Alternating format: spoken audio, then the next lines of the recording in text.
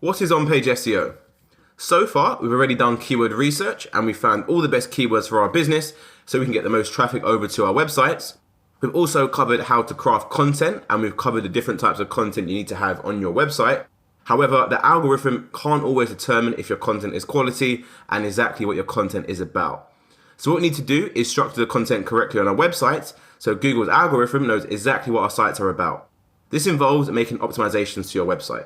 In essence, on-page SEO refers to any change you make on your website to improve its visibility. Some examples of on-page SEO optimizations would be updating the title tag on a page, changing the H1 tag on a page, and editing the meta description of a page. These are all actions you make on your website and as a result are classified as on-page optimizations. Let's use a car as an analogy. Winning in SEO is like a car race. The other websites you are competing with are the other cars. Your on-page SEO is the car itself. So the car's chassis, the wheels, and all the other mechanical components are basically your on-page SEO. The off-page SEO would be your engine. This is why it's so important to focus and make sure the basic functions of your vehicle are functioning correctly.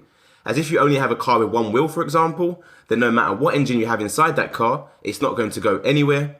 This is why we focus so hard on doing the perfect on-page SEO, as it's literally the foundation upon what we build upon.